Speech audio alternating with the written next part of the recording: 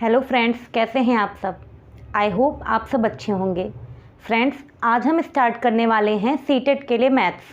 तो सीटेट के लिए मैथ्स हम पूरा स्टार्टिंग से इसी चैनल पर अपने पढ़ाएंगे। जितना सीटेट के सिलेबस में आता है उतना पूरा कोर्स हम इसी चैनल पर करवाने वाले हैं, ठीक है।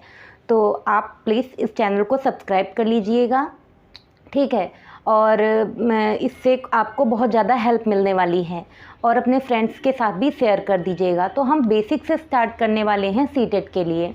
तो आइए स्टार्ट करते हैं। सबसे पहले हम फर्स्ट चैप्टर से ही स्टार्ट कर रहे हैं। फर्स्ट चैप्टर क्या है, हमें संख्याओं का। सबसे पहले हमें संख्याओं का सामान्य परिचय, संख्याओं के बारे में जानना है, ठीक है, कि कौन सी संख्याएँ क्या होती हैं, ठीक है। तो संख्याओं के बारे में जानते हैं। सबसे पहले एक हमने चार्ट टाइप से बनाया है, यहाँ पे हमने एक चार्ट टाइप से बनाया है। देखिए, चार्ट में हमने सभी संख्याओं को एक तरीके से लिखा हुआ है, ठीक है। अब सबके बारे में हम जान लेते हैं कि कौन सी संख्या में कौन सी संख्या आती है, किसके अंतर्गत। तो देखिए, सबसे पहले संख्याएं हैं, उसमें वास्तविक संख्या होती है, काल्पनिक संख्या होती है। तो फ्रेंड्स, अब देखते हैं हम वास्तविक संख्या क्या होती है। वास्तविक संख्या वो होती है, अगर हम संख्या रेखा पर उसको व्यक्त करें तो उसमें सभी संख्याएं आ जाती हैं। सिर्फ किसको छोड़ के, संख्या रेखा पर अगर हम व्यक्त करते हैं तो सभी संख्याएं आ जाती हैं वास्तविक संख्याओं में।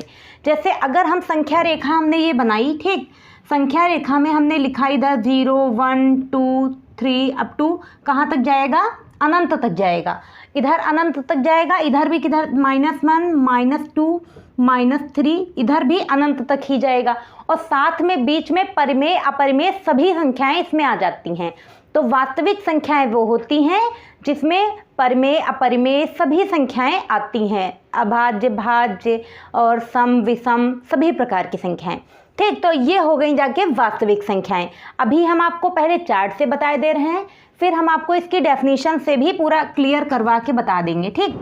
फिर बात आती है काल्पनिक संख्या की। काल्पनिक संख्या वैसे इसमें ज़्यादा इसकी वो नहीं रहेगी, इसके बेस्ड क्वेश्चन ज़्यादा नहीं पूछे जाते हैं, लेकिन जान लेना ज़रूरी है कि होती कौन सी काल्पनिक संख्याएं हैं।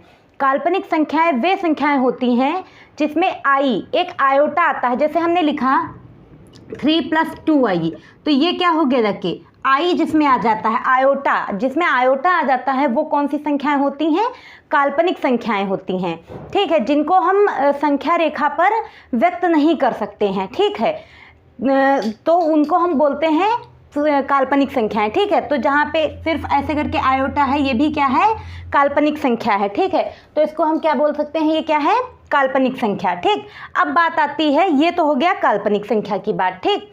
तो काल्पनिक संख्या का सीटेट से कोई ज़्यादा रिलेशन है नहीं, इसमें पूछा जाता नहीं है, ठीक है। बाकी के संख्याएं हमें इधर का चार्ट अब बहुत अच्छे से पढ़ना है, क्योंकि इससे रिलेटेड काफ़ी क्वेश्चंस आपको मिलेंगे, ठीक है। तो अब बात करते हैं हम परिमेय संख्याओं की। परिमेय संख्या को इंग्लिश में बोला जाता है रेशनल नंबर, ठीक। तो परिमेय संख्याएं वे संख्याएं होती हैं जिनको हम P/Q के फॉर्म में व्यक्त कर पाएँ।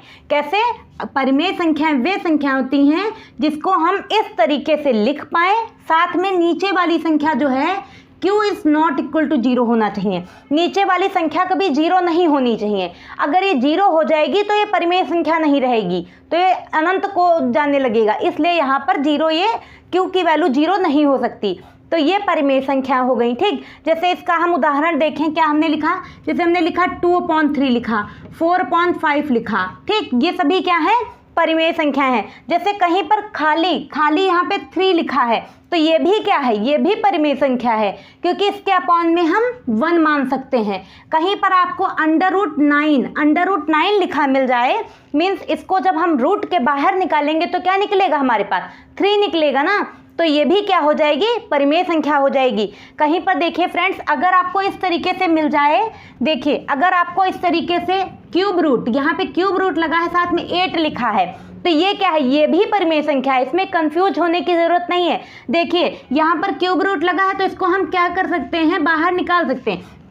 यहाँ पे हमने 3 लिखा, और देखिए यहाँ पर 8 को हम क्या लिख सकते हैं, 2 × 2 × 2 लिखा जा सकता है ना। तो 8 को हमने लिखा 2 × 2 × 2 मीन्स यहाँ पे 2 की पावर 3 हो गया, यहाँ पर 2 की पावर 3 हो गया, और साथ में जो क्यूब रूट होता है, जब इसको सॉल्व करते हैं तो पावर ये आती है 1/3। देखिए 3 से 3 कैंसिल हो गया, हमारे पास क्या बच गया, 2 बच गया ना, 3 से 3 कैंसिल होने के बाद जब हमारे पास 2 बच गया तो इसको हम 2/1 लिख सकते हैं ना, तो ये भी क्या हो गई जाके परिमेय संख्या हो गई। मीन्स इस तरीके के जो भी हमारे पास नंबर्स आएंगे उनको हम क्या बोलेंगे, परिमेय संख्या। ठीक, जैसे कोई भी अगर स्क्वायर रूट है, अगर मान लिया, देखिए एक और देख लेते हैं, अगर यहाँ पर लिखा है जो इसकी करणी है, ये करणी में 4 लिखा है और साथ में अंदर है 16, तो फ्रेंड्स ये भी क्या होगा, ये भी परिमेय संख्या होगी, क्योंकि 16 को हम क्या लिख सकते हैं, 16 को हम लिख सकते हैं 2 की पावर 4 और साथ में जो करणी में 4 था ये पावर में आएगा 1/4, 4 से 4 हो जाएगा कैंसिल, क्या बच गया हमारे पास, 2 बच गया, इसको भी हम 2/1 लिख सकते हैं, तो ये भी क्या हो जाएगा, परिमेय संख्या होगा।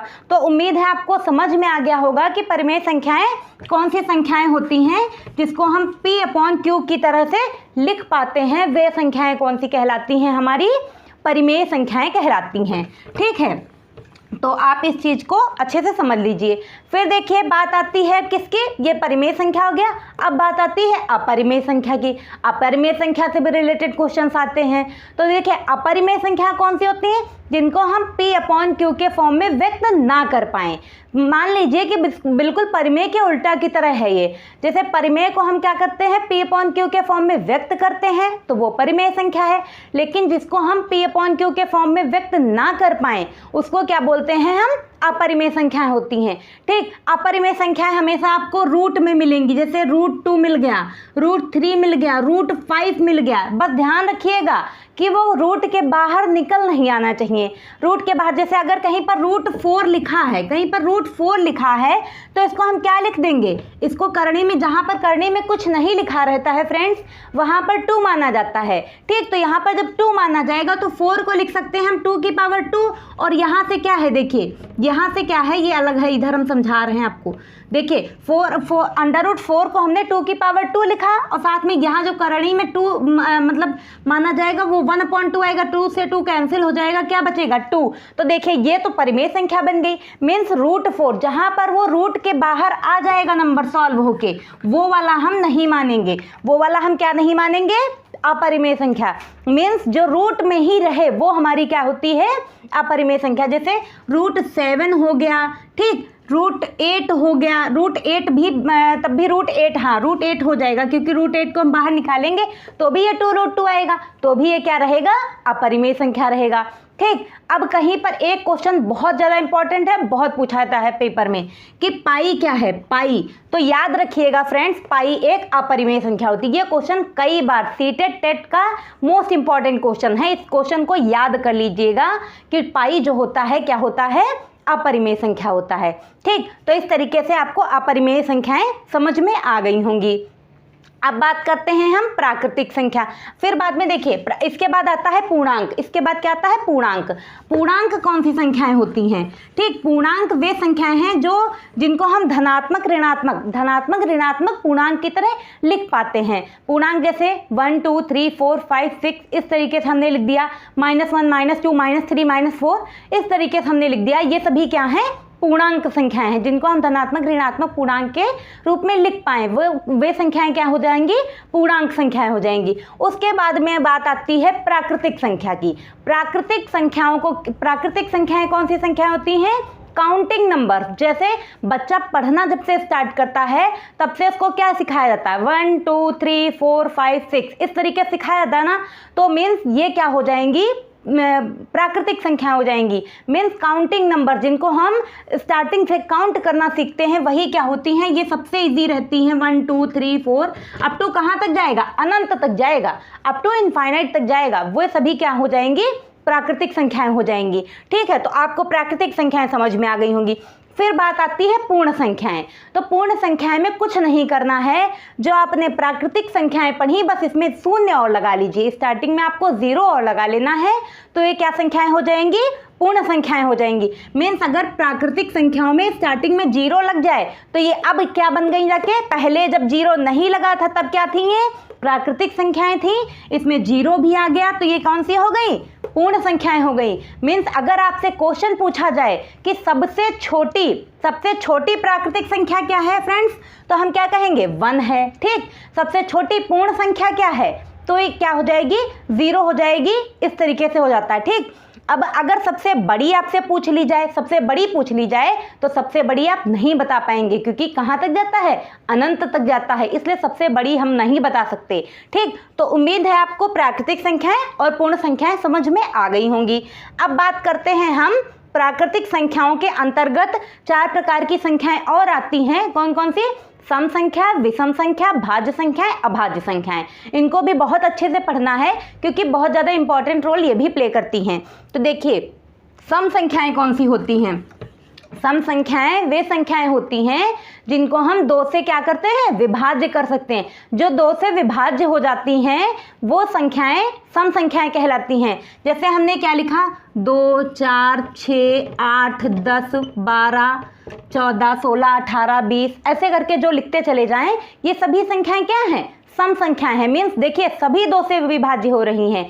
सभी क्या है, 2 1 जा 2, 2 2 जा 4, 2 3 जा 6, 2 4 जा 8, 2 5 जा 10, 2 6 जा 12। इस तरीके से सभी जितने भी आप संख्याएं लिखेंगे वे सभी क्या होंगी, 2 से विभाज्य होंगी। जो संख्याएं 2 से विभाज्य होती हैं वो संख्याएं क्या कहलाएंगी, सम संख्याएं कहलाएंगी। ठीक है, फिर उसके बाद बात आती है किसकी, विषम संख्याओं की। अब हम विषम संख्याओं की बात करते हैं। तो विषम संख्याएं कौन सी होती हैं फ्रेंड्स, जो 2 से विभाज्य ना हो। ऐसी संख्याएं जो 2 से भाज्य ना हो उनको हम क्या कहेंगे, विषम संख्याएं कहेंगे। जैसे 1 3 5, यहाँ पे क्या लिखेंगे, 1 3 5 7 9 11 13 अप टू इनफाइनाइट तक ये भी जाती हैं। तो फ्रेंड्स, अगर आपसे पूछा जाए सबसे छोटी सम संख्या कौन सी है, तो 2 हो जाएगी। सबसे छोटी विषम संख्या कौन सी है, तो 1 हो जाएगी। इस तरीके से देखिए, सम और विषम संख्याएं अब आपको अच्छे से समझ में आ गई होंगी कि सम संख्याएं जो 2 से विभाज्य हो जाएं वो सम संख्याएं हैं, जो 2 से विभाज्य ना हो वो क्या है, विषम संख्याएं हैं। ठीक, तो इतनी बात आपको क्लियर हो गई। अब बात आती है अभाज्य संख्या की, फिर भाज्य संख्या की।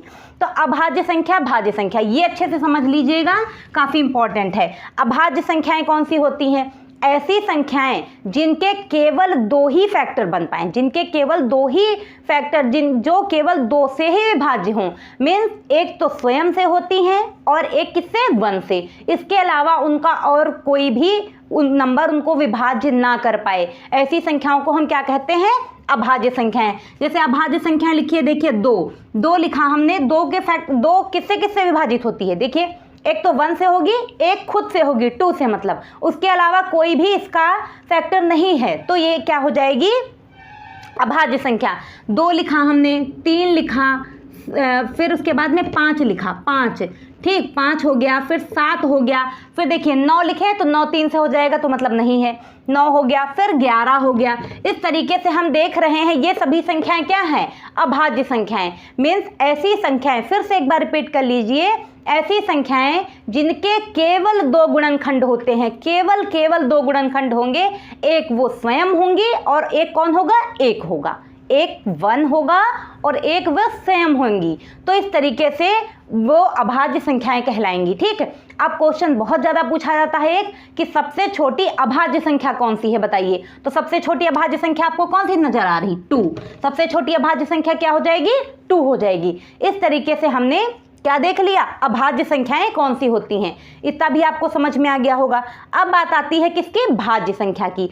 तो भाज्य संख्या देख लेते हैं। अब देखिए, भाज्य संख्या कौन सी होती है, जो 1 से कट जाए, स्वयं से कट जाए, साथ में उसका कोई एक और फैक्टर बन जाए, वो कौन सी संख्या कहलाती हैं, भाज्य संख्याएं कहलाती हैं। जैसे देखिए, भाज्य संख्याएं हमने लिखा, जैसे हमने लिखा 4 लिख लिया, ठीक, 4 लिखा, और फिर उसके बाद में क्या लिखा हमने, 6 लिख लिया, 8 लिखा, 9 लिखा, ये सभी क्या है, भाज्य संख्याएं। भाज्य संख्याएं मतलब जिनका गुणनखंड 1 होना चाहिए, वो खुद भी हो और साथ में कोई और भी उनका गुणनखंड हो सकता है। जैसे देखिए हमने 4 लिखा, 4 हमने लिखा, देखिए 4 किससे किससे कटेगा, एक तो 1 से कट जाएगा 4, देखिए हम यहाँ पे एरो लगा के बता रहे हैं, एक तो 1 से कट जाएगा 4, एक किससे कट जाएगा, 2 से कट जाएगा, और तीसरा किससे कट जाएगा, 4 से खुद से कट जाएगा। मतलब इसके कितने गुणनखंड हो गए जाके, 3 गुणनखंड हो गए जाके। तो मतलब ये कैसी संख्या है, भाज्य संख्या है। ठीक, भाज्य संख्याएं वो संख्याएं हो गई जो खुद से कटे और 1 से कटे, साथ में उनका कोई एक गुणनखंड और बन जाए। ठीक, वे संख्याएं क्या कहलाएंगी? हमारी भाज्य संख्याएं कहलाएंगी। तो ये जितना चार्ट हमने बनाया था वो तो आपको अच्छे से हमने समझा दिया है। तो फ्रेंड्स अब इनको हम थोड़ा, ये चार्ट तो हमने आपको अच्छे से समझा दिया है, अब इसके आगे बाद में हम थोड़ा आपको लिख के बता दे रहे हैं नंबर्स। ठीक है, लिख के बता दे रहे हैं, फिर उसके बाद में हम आपको नेक्स्ट वीडियो में बताएंगे विभाजिता के नियम। ठीक है, तो अब हम इसको थोड़ा लिख के बता दे रहे हैं। देखिए हमने आपको जैसे अभी अच्छे से डिटेल में पूरा समझा दिया है, आपको वहीं से अच्छे समझ में आ गया होगा, फिर भी हम थोड़ा लिख दे रहे हैं। देखिए प्राकृतिक संख्याएं 1 2 3 4 up to and so on ये होती हैं। फिर पूर्ण संख्याएं क्या होती हैं? 0 1 2 3 4। अगर आपसे कोई पूछ ले सबसे छोटी प्राकृतिक संख्या तो 1 होती है। ठीक, सबसे छोटी पूर्ण संख्या कौन सी हो जाएगी? 0 हो जाएगी। फिर बात आती है सम संख्याओं की। सम संख्याएं 2 4 6 8 up to and so on infinite तक, अनंत तक जाएंगी। ठीक, तो यहाँ पर क्या हो जाएगा? सबसे छोटी अगर सम संख्या पूछ ले तो 2 हो जाएगी। फिर बात आती है विषम संख्या की। विषम संख्या 1 3 5 7 9 इस तरीके से होंगी, तो सबसे छोटी विषम संख्या 1 हो जाएगी। उसके बाद में आती है बात अभाज्य संख्याओं की। अभाज्य संख्याएं कौन सी होती हैं? जो संख्याएं सिर्फ जिनके 2 गुणनखंड होने चाहिए, एक वो स्वयं हो, एक हो, तो वो संख्याएं अभाज्य संख्या होती है। सबसे छोटी अभाज्य संख्या आपसे पूछ ली जाए तो 2 हो जाएगी। फिर बात आती है भाज्य संख्याओं की। भाज्य संख्याएं कौन सी होती हैं? 4 6 8 9 10, जो भाज्य संख्याएं जिनके 3 गुणनखंड, मतलब 2 से ज़्यादा गुणनखंड होने चाहिए। जैसे हमने भाज्य संख्या लिखा, क्या क्या हो जाएगा? जैसे भाज्य संख्याओं में हमने 4 लिखा, 4 के 1 हो जाएगा गुणनखंड, 2 हो जाएगा और 4 हो जाएगा। हम आपको पीछे अच्छे से समझा चुके हैं चीज़, तो ये इतना आप नोट कर लीजिएगा। इसके बाद में फ्रेंड्स हम विभाजिता के नियम अपने नेक्स्ट वीडियो में बताएंगे, जहां आपको हम अच्छे से डिटेल में समझाएंगे। और अगर आपको हमारा पढ़ाया हुआ अच्छा लग रहा है तो प्लीज़ हमारे चैनल को सब्सक्राइब कर लीजिएगा और लाइक शेयर और कमेंट कीजिएगा। ठीक है, थैंक यू।